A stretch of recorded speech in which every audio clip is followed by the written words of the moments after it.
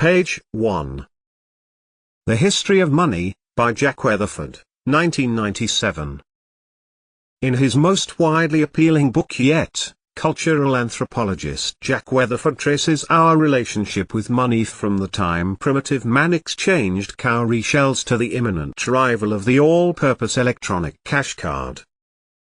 Of all the changes that are rocking the world and promising to leave it a far less recognizable place, perhaps none is more fundamental than the revolutionary transformation of the meaning and use of money. As Jack Weatherford makes clear, we are already seeing the beginning of the third revolution of money. The first began with the invention of coins in Lydia nearly 3,000 years ago and resulted in the original system of open and free markets.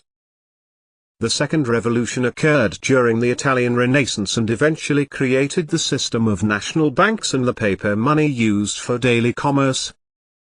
Now, on the cusp of the 21st century, we are undergoing another era in monetary history, that of electronic, or virtual, money. The new money will be responsible for radical changes in the international political economy and the organization of commercial enterprises. Weatherford weaves global stories and histories to give a comprehensive, engaging look at the history of the world in terms of our dealings with money and barter, wealth and power. From the markets of Timbuktu to the New York Stock Exchange, from the tribal man's hut to the modern corporate boardroom, the history of money explores how money and the myriad forms of exchange have affected humanity. All aspects of our life, socio-economic, political, and personal, are influenced by money. And while we have progressed into an extremely sophisticated international exchange, some basic facts have remained the same. We still exchange money for services and goods. Debt is not a new concept, and money does, indeed, make the world go round. Foreword. Reinventing money. Money is one of the shattering, simplifying ideas of all time. It creates its own revolution. A. Paul Buchanan. The dollar is dying, so too are the yen, the mark, and the other national currencies of the modern world. Our global money system is infected with a deadly virus, and, already severely weakened, it is now only a matter of time before it succumbs. The dollar, mark, and yen will join the ducat, cowrie shells, and the guinea in the scrapbox of history, as items of interest primarily to antiquarians and eccentrics. Just at the moment in history when money dominates the whole of our society, it faces some strange and ominous challenges. In the last decades of the 20th century, the global money system began to cough and sputter, to jerk and stumble.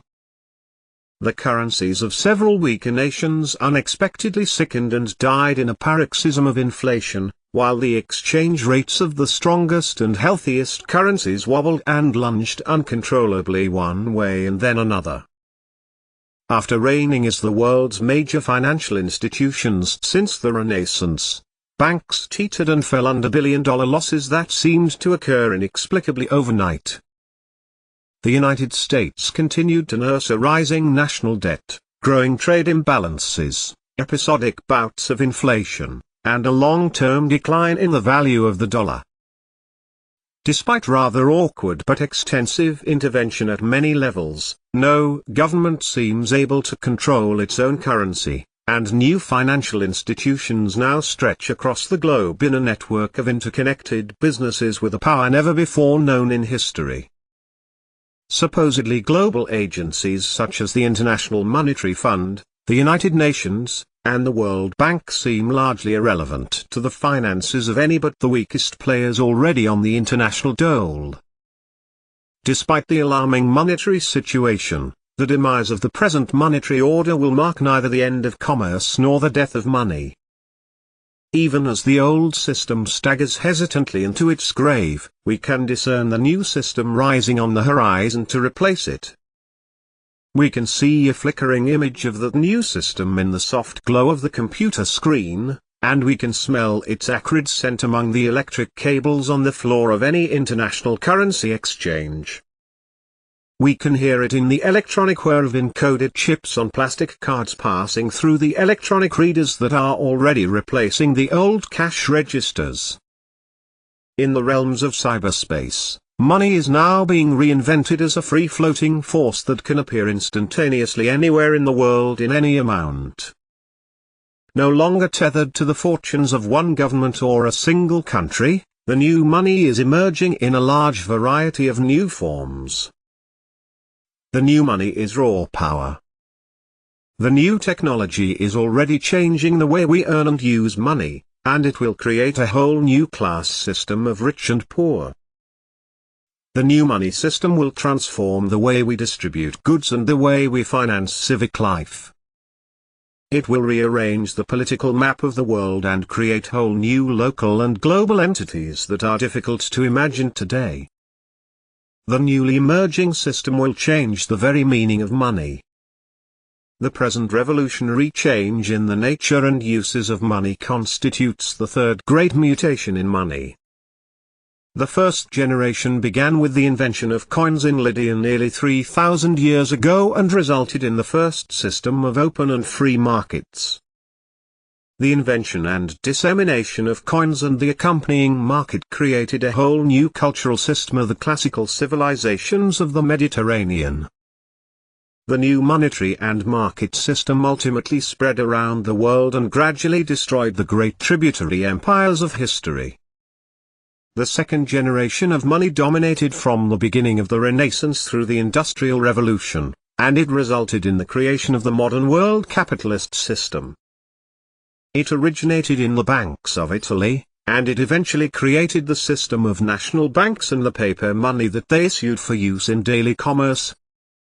The invention of banking and the paper money system destroyed feudalism, changed the basis of organization from heredity to money, and it changed the basis of economic power from owning land to owning stocks, bonds, and corporations.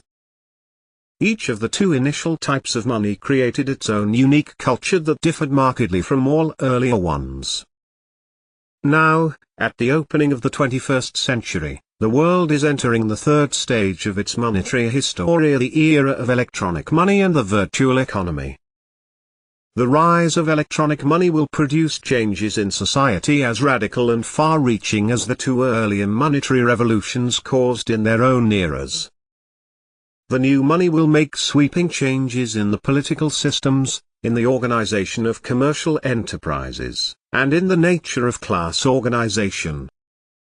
Virtual money promises to make its own version of civilization that will be as different from the modern world as from the world of the Aztecs or the Vikings. Page 20.